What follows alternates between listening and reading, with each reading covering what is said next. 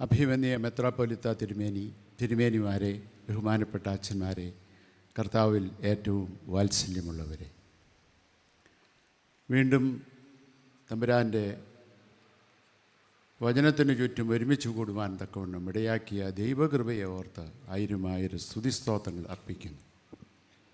ഈ ദിവസങ്ങളിലൊക്കെയും ദൈവദാസന്മാരിലൂടെ കൃത്യമായി, ഭംഗിയായി, ശക്തമായി തമ്പുരാൻ നമ്മോട് സംസാരിച്ചു കൊണ്ടിരിക്കുകയായിരുന്നുവല്ലോ. വചനകേൾവി നമ്മുടെ ജീവിതത്തിൻ്റെ പുതുക്കത്തിനും പുനഃപ്രതിഷ്ഠയ്ക്കും ആയിത്തീരണം. ഇരുവായ്ത്തലയുള്ള ഏത് വാളിനേക്കാൾ മൂർച്ചയുള്ളതും ഏറ്റവും കഠിനമായതിനെ തകർക്കുവാൻ തക്കവണ്ണം ശക്തവുമാണ് തിരുവചനം. തിരുവചനം കേൾക്കാത്ത കുറവ് നമുക്കൊരിക്കലുമില്ല. പിന്നെ എന്തേ ലോകം നന്നാകാതെ? ഒരു മറുപടിയേ ഉള്ളൂ. നാം നമ്മുടെ ഹൃദയം കഠിനമാക്കുന്നത് കൊണ്ട്, തിരുവചനം നമ്മുടെ ജീവിതത്തെ സ്വാധീനിക്കുവാൻ നാം അനുവദിക്കാത്തത് കൊണ്ടാണ് അത് സംഭവിക്കുന്നത്.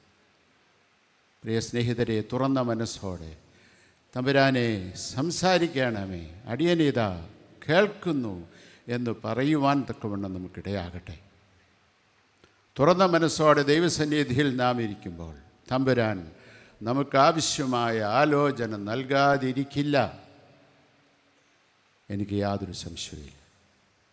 അതുകൊണ്ട് പ്രാർത്ഥനയോടുകൂടെ തുറന്ന മനസ്സോടെ ദൈവസന്നിധിയിൽ നമുക്ക് കടന്നു വരാം, നമുക്ക് പ്രാർത്ഥിക്കാം. പ്രിയ കർത്താവേ, വചനം നിൻ്റേതാണല്ലോ, അടിയങ്ങളും നിൻ്റേതാണല്ലോ. നിൻ്റെ വചനത്തിലെ മറിഞ്ഞു കിടക്കുന്ന സത്യങ്ങളെ കാലാകാലങ്ങൾ ഞങ്ങൾക്ക് ആവശ്യമായ വിധത്തിൽ വിഭാഗിച്ചു തരുന്നവന് നീയാണല്ലോ. തമ്പുരാനെ, നിൻ്റെ വചനത്തിലെ മറിഞ്ഞു കിടക്കുന്ന വചനങ്ങൾക്ക് കേൾക്കുന്നതിനായി ആകാംക്ഷയോടെ, പ്രാർത്ഥനയോടെ, തുറന്ന മനസ്സോടെ അടിയങ്ങൾ നിൻ്റെ സന്നിധിയിലേക്ക് അടുത്തു വരുന്നു. മനസ്സലിവുണ്ടാകണമേ, സംസാരിക്കണമേ, പരിശുദ്ധാത്മാവെ ശക്തീകരിക്കണമേ, സാന്നിധ്യം നൽകണമേ, നിൻ്റെ പ്രവർത്തനം കാണുവാനിടയാക്കണമേ. യേശുവിൻ നാമത്തിൽ അപേക്ഷിക്കുന്നു, ദയുണ്ടായി കേൾക്കണമേ. ആമേൻ. ഏതാനും മാസങ്ങൾക്ക് മുമ്പ് ഇംഗ്ലണ്ട് സന്ദർശിക്കുന്നതിന് അവസരം ലഭിച്ചു. നേരത്തെയും പല പ്രാവശ്യം സന്ദർശിച്ചിട്ടുണ്ട്. വഴിയിലൂടെ യാത്ര ചെയ്യുമ്പോൾ ഒരു കാഴ്ച കണ്ടു.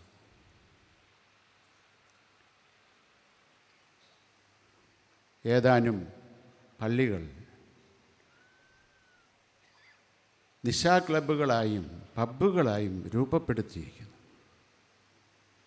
ഒരു കാലത്ത് ലോകമെമ്പാട് മിഷണറിമാരെ അയച്ച ദേവാലയങ്ങൾ, തിങ്ങി നിറഞ്ഞ് ആളുകൾ ദൈവത്തെ ആരാധിച്ചുകൊണ്ടിരുന്ന ഇടങ്ങൾ വേക്കൻ്റാണ്, വിൽക്കുകയാണ്. അതിലധികവും വാങ്ങിക്കുന്നത് ഏഷ്യൻ വിശ്വാസികളാണ്. കുറേ പള്ളികൾ മർത്തോമക്കാരും വാങ്ങിച്ചിട്ടുണ്ട്. ഇതെന്നെ ഏറെ അസ്വസ്ഥരാക്കുന്നു, എന്നെ ഏറെ അസ്വസ്ഥനാക്കുന്നു. ഏതാനും മാസങ്ങൾക്ക് മുമ്പ് കാനഡയിൽ പോയപ്പോൾ ഞാനൊരു ഏതാനും ദിവസങ്ങൾ ഒരു ആശ്രമത്തിലാണ് താമസിച്ചത്. ഒരു കാത്തലിക് ആശ്രമമാണ്. അവിടുത്തെ ആബട്ട് മലയാളിയാണ്, ചെറുപ്പക്കാരൻ. അദ്ദേഹം മാത്രമേ അവിടെ ചെറുപ്പക്കാരനായിട്ടുള്ളൂ, ബാക്കി എല്ലാവരും തന്നെ പ്രായം കൂടിയവരാണ്. തൊട്ടടുത്ത് വലിയൊരു ദേവാലയമുണ്ട്. വളരെ സങ്കടത്തോടു കൂടെ ആ ആബട്ട് ആചാര്യ എന്നോട് പറഞ്ഞു, പിതാവേ, ഈ ദേവാലയം നിറഞ്ഞ് കവിഞ്ഞ് ദൈവത്തെ ആരാധിച്ചുകൊണ്ടിരുന്നൊരു കാലഘട്ടമുണ്ട്. ഇന്ന് വിരലെണ്ണാവുന്ന ആളുകൾ പോലും അവിടെയില്ല. അതുകൊണ്ട് ഇപ്പോൾ ആരാധന ആശ്രമത്തിലെ ഒരു മുറിയിലേക്ക് മാറ്റിയിരിക്കുകയാണ്.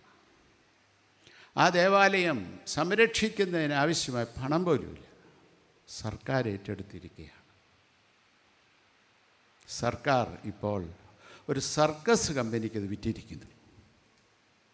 ദൈവമേ, ഇതെന്താണ്? അമ്പരചുംബിയായ ഒരു ദേവാലയം വലിയ വലിയ ഒരു പള്ളി. ഞാൻ അവിടെ ചെന്നപ്പോൾ അവിടെ കയറി, സ്റ്റെപ്സുകൾ കയറി മുകളിലോട്ട്. അതിൻ്റെ വാതിലുകൾ കണ്ണാടിയാണ്. അതുകൊണ്ട് എനിക്ക് അകത്തോട്ട് നോക്കാനായിട്ട് ഒരു പ്രയാസമില്ല. അവിടെ ട്രപ്പീസിയം പഠിപ്പിക്കുകയാണ്. നിങ്ങൾക്ക് ഞാൻ പറഞ്ഞത് മനസ്സിലായി കാണുമെന്ന് വിശ്വസിക്കുന്നു. സർക്കസ് പഠിപ്പിക്കുന്ന ഇടമായിട്ട് തീർന്നിരിക്കുന്നു. എൻ്റെ ഹൃദയം തകർന്നു. ദൈവമേ, ഒരു കാലത്ത് തിങ്ങി നിറഞ്ഞ് ആരാധിച്ചുകൊണ്ടിരുന്ന ഇടം ഇപ്പോൾ സർക്കസ് പഠിപ്പിക്കുന്ന ഇടമായി തീർന്നിരിക്കുന്നുവല്ലോ. ഇതെന്നെ ഏറെ ഏറെ ഏറെ അസ്വസ്ഥനാക്കും. ഞാനൊരു ഭദ്രാസനത്തിൻ്റെ ചുമതല പ്രവേശിച്ചപ്പോൾ അവിടുത്തെ യുവജനങ്ങളെ കാണാനായിട്ടൊരു പരിപാടി ആസ്വദിച്ചു. 16 ഇടങ്ങളിലായി ഞാൻ എൻ്റെ യുവജന സഖ്യാംഗങ്ങളെ വിളിച്ചുകൂട്ടി. ഏവറേജ് ഒരു 100 പേരെങ്കിലും ഓരോ ഇടത്തും ഉണ്ടായിരുന്നു. ഞാൻ പ്രസംഗിക്കാൻ പോയതല്ല, അവരെ കാണാനും കേൾക്കാനും പോയത്. ഒരുപാട് ചോദ്യങ്ങൾ അവൻ എന്നോട് ചോദിച്ചു. എനിക്കറിയാവുന്ന മറുപടിയൊക്കെ കൊടുത്തു. എല്ലാം കഴിഞ്ഞപ്പോൾ ഞാൻ അവരോട് പറഞ്ഞു, ഞാൻ 3 ചോദ്യം നിങ്ങളോട് ചോദിക്കാൻ പോവാണ്. വളരെ സിമ്പിളായിട്ടുള്ള 3. ഞാൻ ചോദിച്ചു, നിങ്ങളുടെയൊക്കെ വീട്ടിൽ കാലത്തും വൈകിട്ടും വീട്ടു പ്രാർത്ഥനയുള്ള എത്ര വീടുണ്ട്? നിങ്ങൾക്ക് ഊഹിക്കാൻ പറ്റുമോ എത്രയുണ്ടാകണം? 6 കൈകൾ ഉയർന്നു. 6 കൈകൾ. ഒരു വീട്ടിൽ നിന്ന് 2 കുട്ടി ഉണ്ടോ എന്ന് അറിഞ്ഞുകൂടാ. 6 കൈകൾ മാത്രം. രണ്ടാമത്തെ ചോദ്യം ഞാൻ പറഞ്ഞു, ഇതിൻ്റെ ഉത്തരവാദികൾ നിങ്ങളല്ല, നിങ്ങളുടെ മാതാപിതാക്കളാണ്, പ്രത്യേകിച്ച് അമ്മമാരാണ്. അമ്മമാർ തീരുമാനിക്കാതെ വീട്ടിൽ പ്രാർത്ഥന നടക്കില്ല. എത്ര അപ്പന്മാർ നിശ്ചയിച്ചാലും നടക്കില്ല. അമ്മമാരെ, നിങ്ങൾ കേൾക്കുന്നുണ്ടോ? ഞാൻ വീണ്ടും ചോദിച്ചു, നിങ്ങൾ എത്ര പേർ എല്ലാ ദിവസവും കാലത്തും വൈകിട്ടും വേദപുസ്തകം വായിക്കുന്നവരുണ്ട്? നിങ്ങൾ എത്ര പേർ കാലത്തും വൈകിട്ടും വേദപുസ്തകം വായിക്കുന്നവരുണ്ട്? ഒരു കൈ കൂടെ പൊങ്ങി. 7. 3. വീണ്ടും ചോദിച്ചു, നിങ്ങൾ എത്ര പേർ കാലത്തും വൈകിട്ടും പ്രാർത്ഥിക്കുന്നവരുണ്ട്? ഒരു കൈ കൂടെ പൊങ്ങി. 8. നിങ്ങളൊരു പക്ഷേ വിചാരിക്കും, ഇതാ ഭദ്രാസനത്തിൻ്റെ കുറവാണ്. അല്ല, ഇത് മർത്തോമാ സഭയുടെ ഒരു പരിച്ഛേദമാണ്. മർത്തോമാ സഭയുടെ മാത്രമല്ല, ഏത് സഭയുടെയും പരിച്ഛേദമാണിത്. യാതൊരു സംശയമില്ല. ഇതെന്നും എന്നെ അസ്വസ്ഥമാക്കിക്കൊണ്ടിരിക്കുന്ന ഒന്നാണ്. എന്നെ അസ്വസ്ഥമാക്കുന്ന ഏതാനും കാര്യങ്ങളാണ് ഞാനിപ്പോൾ നിങ്ങളോട് പറയാനായിട്ട് ശ്രമിച്ചത്. എന്നാൽ അതിലേറെ എന്നെ ഈ നാളുകളിൽ അസ്വസ്ഥമാക്കിക്കൊണ്ടിരിക്കുന്ന ഒരു വിഷയത്തെക്കുറിച്ച് ധ്യാനിക്കണമെന്നാണ് ഞാൻ ഇന്ന് ആഗ്രഹിക്കുക. അത് കർത്താവിൻ്റെ ഗിരിപ്രഭാഷണത്തിൽ നിന്നുള്ള ഒരു വേദഭാഗമാണ്. മത്തായി എഴുതിയ സുവിശേഷം 5, 6, 7 അധ്യായങ്ങളെയാണല്ലോ ഗിരിപ്രഭാഷണമായി കാണുന്നത്. വളരെ വ്യത്യസ്തമായ ആശയങ്ങൾ ഉള്ള ഒരു 3 അധ്യായങ്ങളാണിത് എന്നും നമുക്കറിയാം. ഒട്ടേറെ വ്യാഖ്യാനങ്ങളും പഠനങ്ങളും ഈ വിഷയത്തെക്കുറിച്ച്, ഈ അധ്യായങ്ങളെക്കുറിച്ച്, കർത്താവിൻ്റെ ഗിരിപ്രഭാഷണത്തെക്കുറിച്ച് നടന്നിട്ടുണ്ട്. ഗിരിപ്രഭാഷണത്തെക്കുറിച്ച് പറയുന്നത് മാഗ്ന കാർട്ട ഓഫ് ക്രിസ്ത്യാനിറ്റി എന്നാണ്. ക്രിസ്തീയ പ്രമാണ രേഖ, ക്രിസ്തീയ ധർമ്മ സംഹിതകളെക്കുറിച്ചാണ് അവിടെ പറയുന്നത് എന്നാണ് പഠിതാക്കൾ പറയുന്നത്. സെൻ്റ് അഗസ്റ്റിൻ പറയുന്നത് ക്രിസ്തീയ ജീവിതത്തിൻ്റെ നിയമങ്ങളാണ് ഈ 3 അധ്യായങ്ങൾ. ടോൾസ്റ്റോയ് പറയുന്നു 5 കൽപ്പനകളാണ് ഇതിലൂടെ കാണുക. 1, കോപിക്കരുത്. 2, ആണയിടരുത്. 3, അഹിംസ പാലിക്കണം. 4, ശത്രുക്കളെ സ്നേഹിക്കണം. 5, ജീവിത വിശുദ്ധി പാലിക്കണം. ഹാൻസ് ക്യൂങ് എന്ന് പറയുന്ന ദൈവശാസ്ത്രജ്ഞൻ പറയുന്നു, ഗിരിപ്രഭാഷണത്തിൻ്റെ സത്ത് ഒന്നാണ്. സത്ത ഇതാണ്: ദൈവഹിതം നടക്കട്ടെ, അതല്ലാതെ ഒന്നുമില്ല. ഗിരിപ്രഭാഷണം ലോകത്തെ ഒരുപാട് മാറ്റിമറിച്ച ഒരു പ്രഭാഷണമാണ്.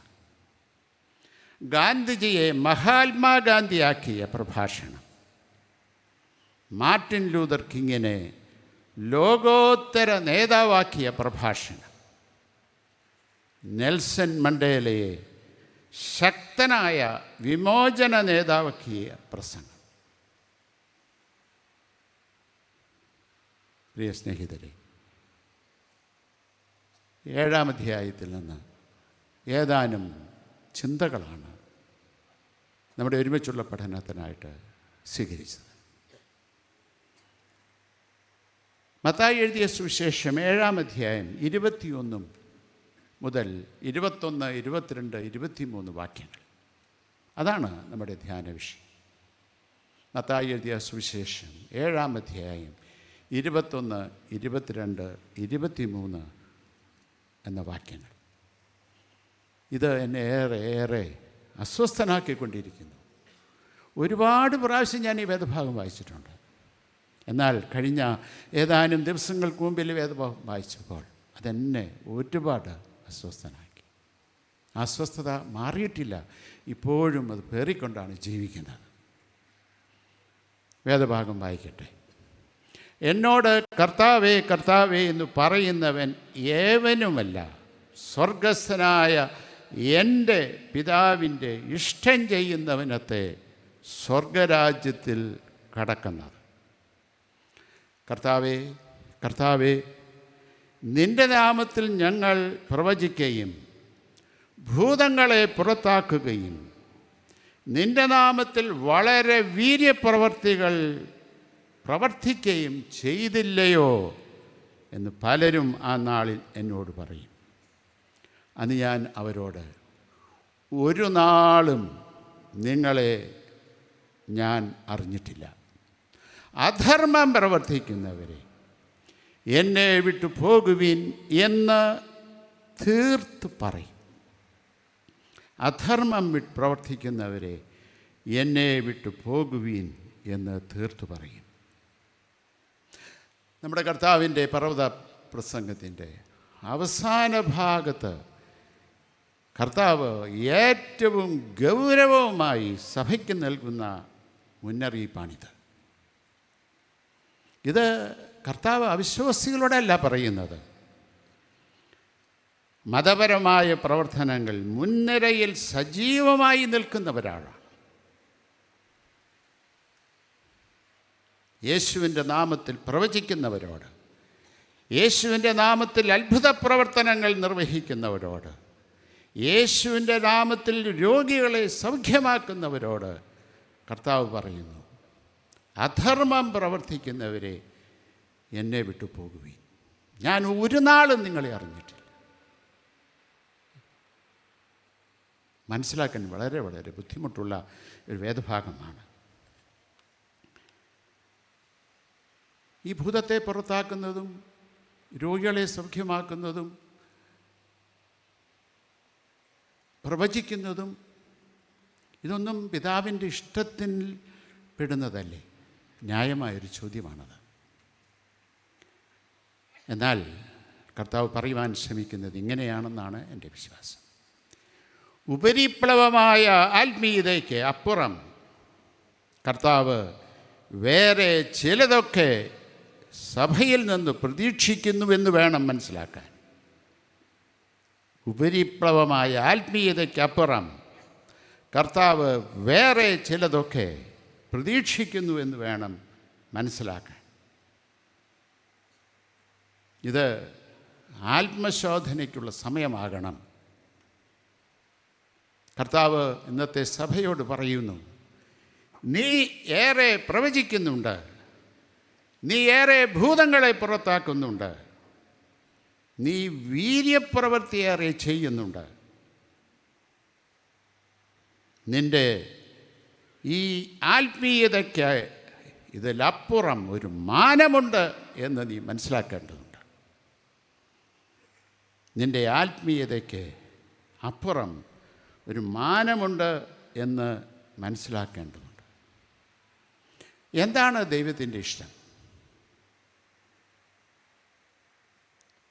ഇതാണ് ദൈവത്തിൻ്റെ ഇഷ്ടം എന്ന് വളരെ വ്യക്തമായി രേഖപ്പെടുത്തിയിരിക്കുന്ന വളരെയേറെ വേദഭാഗങ്ങൾ ഉൽപ്പത്തി മുതൽ വെളിപാട് വരെ ഉള്ള പുസ്തകങ്ങളിലുണ്ട്. വളരെയേറെ തിരുവചന ഭാഗങ്ങൾ. എന്നാൽ സമയപരിമിതി മൂലം ഏതാനും കാര്യങ്ങൾ മാത്രം എടുത്ത് ധ്യാനിക്കണം എന്നത്രേ ആഗ്രഹിക്കുന്നു. ഒന്ന്, ഉൽപ്പത്തി പുസ്തകം 1-ാം അധ്യായത്തിൽ ദൈവം തമ്പുരാൻ ലോകത്തെ സൃഷ്ടിക്കുന്ന ചിത്രം വളരെ മനോഹരമായി രേഖപ്പെടുത്തിയിട്ടുണ്ട്.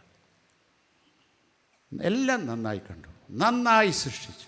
ഓരോ സൃഷ്ടി കഴിയുമ്പോഴും തമ്പുരാൻ പറയും, good, perfect. When God created this world everything was in order.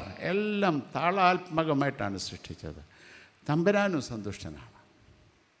അതിനുശേഷമാണ് മനുഷ്യനെ സൃഷ്ടിച്ചത്. എന്നിട്ട് കർത്താവ് പറഞ്ഞു,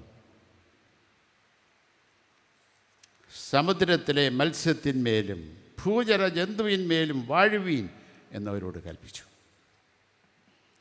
2-ാം അധ്യായം 16-ാം വാക്യത്തിൽ ഇങ്ങനെ പറയുന്നു, ഏദൻ തോട്ടത്തിൽ വേല ചെയ്യുവാനും അതിനെ കാപ്പാനും അവിടെ ആക്കി. താൻ നന്നായി സൃഷ്ടിച്ച ലോകത്തെ നന്നായി കാത്തുപരിപാലിക്കുവാൻ വേണ്ടി ദൈവം തൻ്റെ സ്വന്തം സാദൃശ്യത്തിൽ സൃഷ്ടിച്ച മനുഷ്യനെ ചുമതലപ്പെടുത്തി.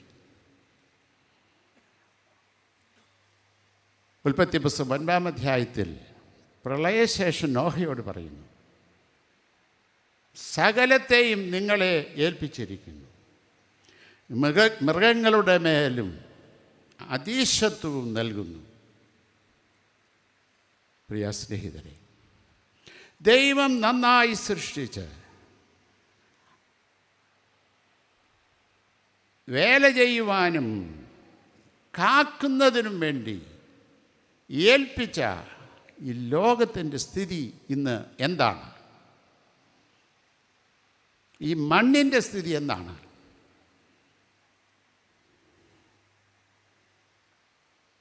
ഇന്ന് മനുഷ്യൻ ദൈവം അവന് കൊടുത്ത സ്വാതന്ത്ര്യത്തെ ദുർവിനിയോഗം ചെയ്ത് വാസയോഗ്യമല്ലാതാക്കി തീർത്തുകൊണ്ടിരിക്കുന്നു എന്ന് പറഞ്ഞാൽ അതിശോക്തിയാണോ? ഇനി വരുന്നൊരു തലമുറയ്ക്ക് ഇവിടെ വാസം സാധ്യമോ എന്ന് ചോദിക്കുന്ന രോദനത്തിൻ്റെ ശബ്ദം കേൾക്കാൻ നമുക്ക് കഴിയുന്നില്ല. അത്രമാത്രം വിഷലിപ്തമാക്കിയിരിക്കുന്നു ഈ ഭൂമിയെ. ഭൂമിയിൽ പിറന്നു വീഴുന്ന ഒരു കുഞ്ഞ് ഒരല്പം മുലപ്പാലിനായി നാവ് നീട്ടുമ്പോൾ അവരുടെ ഇളം ചുണ്ടിൽ പോലും കലരുന്നത് വിഷമാണ് എന്ന് കണ്ടെത്തിയത് 2022 ഒക്ടോബറിൽ ഇറ്റലിയിലെ റോമിലെ ഗവേഷകരാണ്. മുലപ്പാലിൽ പോലും മൈക്രോ പ്ലാസ്റ്റിക് കലർന്നിരിക്കുന്നുവെന്ന് വളരെ ഭയാനകമായ കണ്ടെത്തലാണ് അവർ നടത്തിയത്. നാം വലിച്ചെറിയുന്ന ഓരോ പ്ലാസ്റ്റിക് കഷ്ണവും നാം തന്നെ തിന്നുകയാണ് എന്ന സത്യം തിരിച്ചറിയുവാൻ നമുക്ക് സാധിക്കാതെ പോകുന്നുണ്ട്. അത് നമ്മുടെ ജീവന് തന്നെ ഭീഷണിയായിട്ട് തീരുന്നുണ്ട്. ദൈവം കാത്തു സൂക്ഷിക്കാനായി ഏൽപ്പിച്ച ജീവജാലങ്ങൾ വംശനാശ ഭീഷണിയിലാണ്.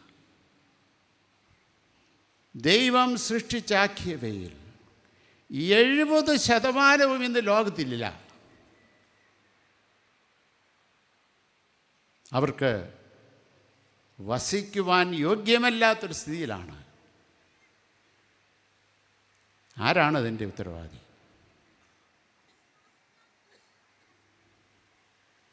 ഉത്തരം പറഞ്ഞേ മതിയാവും. ഉത്തരം പറയുവാൻ നമുക്കല്ലാതെ ആർക്കാണ് സാധിക്കുന്നത്? കാരണം അതിൻ്റെ സകല കാരണവും നമ്മൾ തന്നെയാണ്. ദൈവം നന്നായി സൃഷ്ടിച്ചതിനെ ദൈവം ആഗ്രഹിക്കുന്ന വിധത്തിൽ നന്നായി സൂക്ഷിക്കുവാൻ, പരിപാലിക്കുവാൻ, ദൈവം വിശ്വസിച്ച് നമ്മെ ഏൽപ്പിച്ച മൃഗങ്ങളെയും മത്സ്യങ്ങളെയും മറ്റെല്ലാ ജീവജാലങ്ങളെയും കാത്തുപരിപാലിക്കുവാൻ നമ്മെ ഏൽപ്പിച്ചിരിക്കുമ്പോൾ എന്തുകൊണ്ട് അതിന് സാധിക്കുന്നില്ല? ഗൗരവത്തിൽ പറഞ്ഞാൽ ദൈവത്തിൻ്റെ എക്കോസിസ്റ്റത്തെ ഹനിക്കുന്നതൊന്നും ദൈവ ഇഷ്ടത്തിന് യോജിച്ചതല്ല എന്ന് നാം മനസ്സിലാക്കേണ്ടതുണ്ട്. ദൈവം നന്നായി സൃഷ്ടിച്ച ലോകത്തിൻ്റെ സന്തുലിത നഷ്ടപ്പെടുത്തുന്നത് ഏതും ദൈവത്തിൻ്റെ ഹൃദയത്തെ വേദനിപ്പിക്കുന്നുണ്ട്. അതുകൊണ്ട് തന്നെ അവർ attitude towards God's creation has to be change. അത് ആത്യന്തികമായി മാറ്റം വരുത്തിയാലേ മതിയാവും. നമ്മുടെ പ്ലാസ്റ്റിക്കിൻ്റെ ഉപയോഗം കുറയ്ക്കണം. ദൈവം നന്നായി സൂക്ഷിക്കാൻ നമ്മെ ഏൽപ്പിച്ച ഈ ഭൂമിയെ നന്നായി സൂക്ഷിക്കാൻ എന്നൊക്കെ വേണം നമുക്ക് സാധിക്കണം. ഇതൊന്നും ആത്മീയതയുടെ ഭാഗമേ അല്ലെന്നുള്ള ചിന്തയാണ് പലപ്പോഴും നമ്മെ ഭരിച്ചിരിക്കുന്നത്. പ്രിയ സ്നേഹിതരെ, ഏതളവിൽ നമുക്കിത് ചെയ്യാനായിട്ടൊക്കും? ഞാൻ ഇടവകളിൽ ചെല്ലുമ്പോൾ അവരോട് പറയാറുണ്ട്, നിങ്ങളുടെ പള്ളിയുടെ അകമൊക്കെ വളരെ സുന്ദരമാണ്, കോമ്പൗണ്ട് സുന്ദരമാണ്, ഇറങ്ങുന്ന സമയത്ത് കാടാണ് എല്ലായിടത്തും. റോഡിലൂടെ യാത്ര ചെയ്യുമ്പോൾ ശ്രദ്ധിച്ചാലറിയാം, റോഡിൻ്റെ ഇരുഭാഗങ്ങളിലും കാടുകളാണ്. അത് സ്വയം തൊഴിൽ പ്രവർത്തകർക്ക് വേണ്ടി കാത്തിരിക്കുകയാണ്. എന്തേ അതൊന്ന് വൃത്തിയാക്കാൻ പറ്റാത്തത്? നമ്മുടെ ഇടവകയുടെ ഒരു 100 മീറ്റർ രണ്ട് വശത്തും വൃത്തിയാക്കി സൂക്ഷിക്കുകയും പച്ചിപ്പോടെ കാത്തു സൂക്ഷിക്കാൻ സാധിച്ചാൽ അത് ദൈവത്തിൻ്റെ ഹൃദയത്തെ എത്രമാത്രം തണുപ്പിക്കും.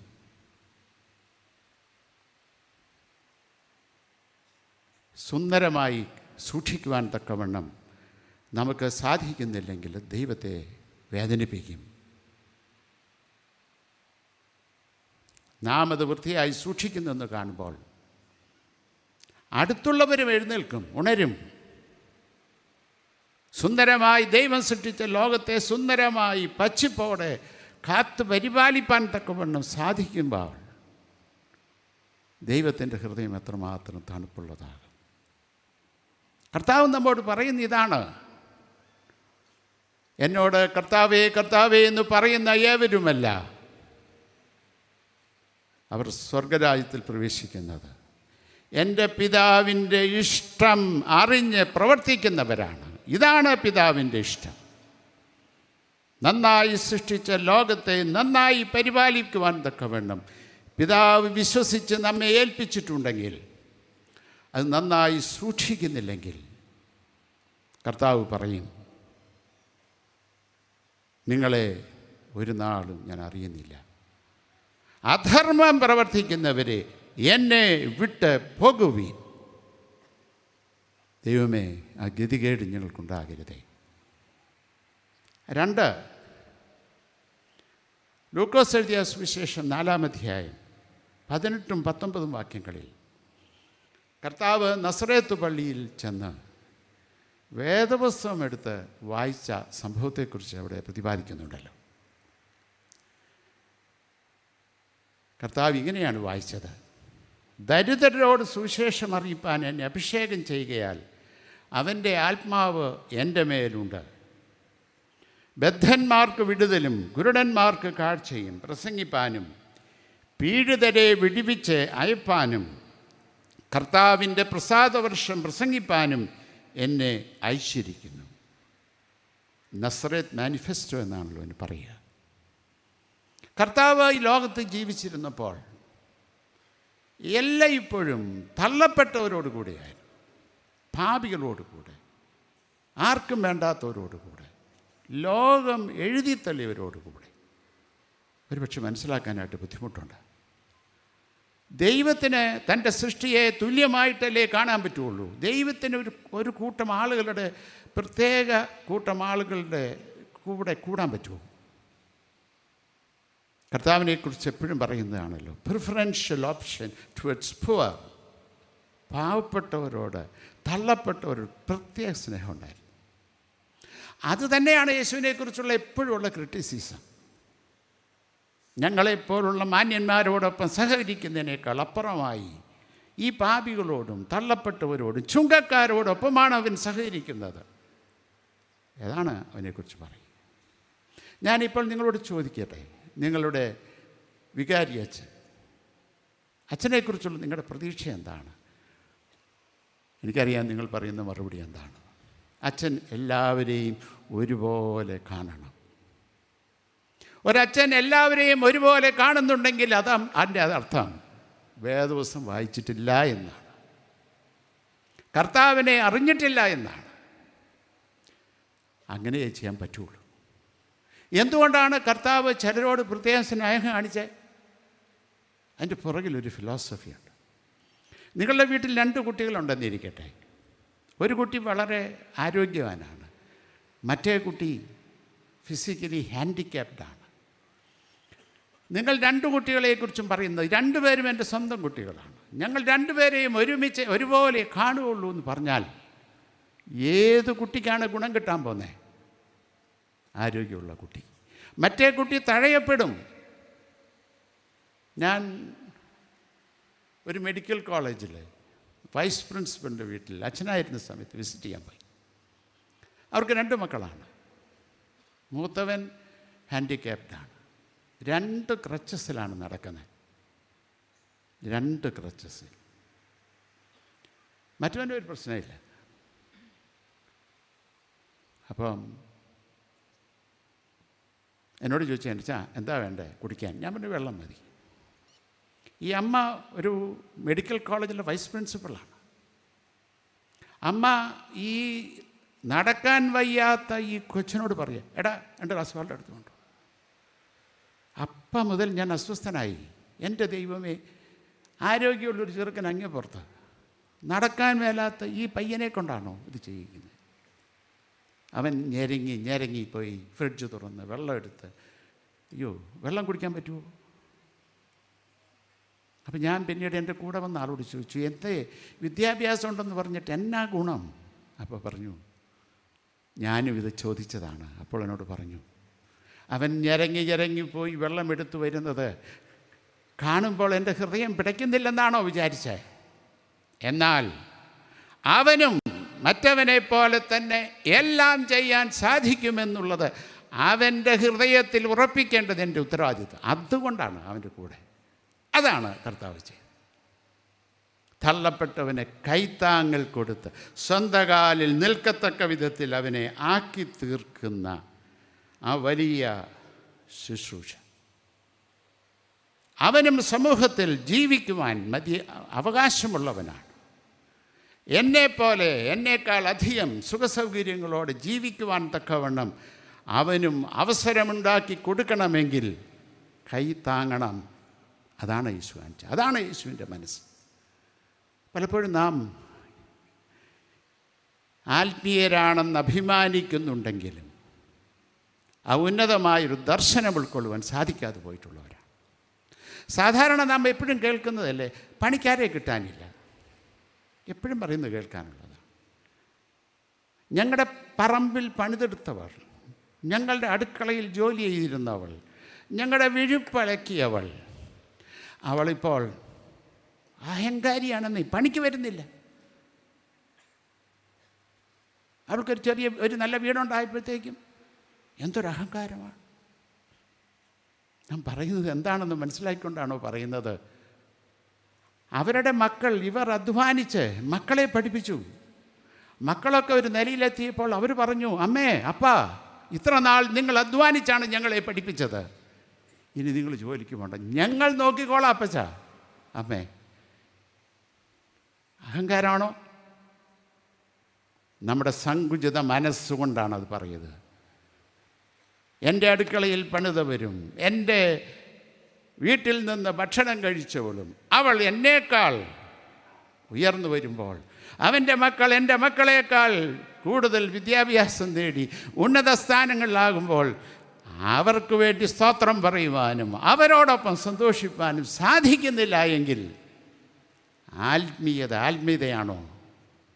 ഞങ്ങൾ ഭൂതത്തെ പുറത്താക്കിയെന്നും ഞങ്ങൾ പ്രവചിക്കുന്നവരാണെന്നും അത്ഭുതങ്ങളെ പ്രവർത്തിച്ചിരിക്കുന്നു എന്ന് പറഞ്ഞിട്ടെന്ത് ഗുണം? കർത്താവ് പറയുന്നു, അതിലപ്പുറമായ ഒരു ആത്മീയതയുണ്ട്. എൻ്റെ പിതാവിൻ്റെ ഇഷ്ടം ചെയ്യുന്നു, അതനുസരിച്ച് പ്രവർത്തിക്കുന്നവരാണ് ദൈവരാജ്യത്തിൽ പ്രവേശിക്കുന്നതെന്ന് കർത്താവ് പറയുന്നു. നിന്നെ ഞാൻ അറിഞ്ഞിട്ടില്ല, അധർമ്മം പ്രവർത്തിക്കുന്നവരെ എന്നെ വിട്ടു പോകുവീൻ. എന്തൊരു ഹൃദയഭേദകമായ മറുപടിയാണത്. അഭിമന്യ ഭാഗ്യസ്മരണീയ ക്രിസ്തോസ് തിരുമേനി എൻ്റെ ഒരു പാഠം പഠിപ്പിച്ചു. ഞാൻ യുഎൻഎസ്ഐക്യത്തിൻ്റെ പ്രസിഡൻ്റായിരിക്കുമ്പോൾ, അന്നാണ് 60 വർഷം പൂർത്തീകരിക്കുന്നത്, വലിയ ആഘോഷം. 60 കുട്ടികളെ വിവാഹം കഴിപ്പിക്കണമെന്ന് തീരുമാനിച്ചു. അത് 6 ഭദ്രാസനങ്ങളിലായി 10 കുട്ടികൾ വീതമുള്ള സമൂഹ വിവാഹം തിരുവനന്തപുരം മുതൽ ആരംഭിച്ചു. അടൂരായിരുന്ന സമയത്ത് അടൂർ നടത്തി. എല്ലാ ഭദ്രാസനങ്ങളിലും ക്ഷേമമായി വിവാഹം നടത്തി. ക്രിസ്തോസം തിരുമേനി മാത്രം ഇണങ്ങുന്നില്ല. ഞാനും സെക്രട്ടറി അച്ഛനും കൂടെ തിരുമേനിയെ കാണാൻ പോയി. അപ്പോൾ തിരുമേനി ചോദിച്ചു, നിങ്ങൾ എത്ര പിള്ളേരെ കെട്ടിക്കുക? 10. ആ പണം എന്നെ ഏൽപ്പിച്ചോ, ഞാൻ കെട്ടിച്ചോളാം. അതുകൊണ്ട് ഞങ്ങൾ തൃപ്തരല്ലല്ലോ, ഞങ്ങൾക്ക് സമൂഹവിവാഹം വേണ്ടേ? സമൂഹവിവാഹം നടത്തിയാൽ എന്താണ് ഗുണം? ഇവരെ 20 പേരെയും മുമ്പിൽ നിർത്തിയും ഞങ്ങൾക്ക് പ്രസിഡൻറ്റിനും സെക്രട്ടറിക്കും മറ്റുള്ള യുവജന സഖ്യാംഗങ്ങൾക്കും മറ്റും ചുറ്റും നിന്നൊരു ഫോട്ടോ എടുക്കണ്ടേ, യുവദീപത്തിലിടണ്ടേ, പറ്റിയ പേപ്പറിൽ. അദ്ദേഹം ചോദിച്ചു, ഇവർ സമൂഹ വിഭാഗത്തിന് നിന്നിരുന്നത് എന്തുകൊണ്ടാണ്? ഞാൻ പറഞ്ഞു, പണമില്ലാത്തതുകൊണ്ട്, പാവപ്പെട്ടവരായതുകൊണ്ട്. ഉടനെ തിരുമനസ്സുകൊണ്ട് പറഞ്ഞത്, ദാരിദ്ര്യത്തെ ചൂഷണം ചെയ്യാൻ ഞാനില്ല.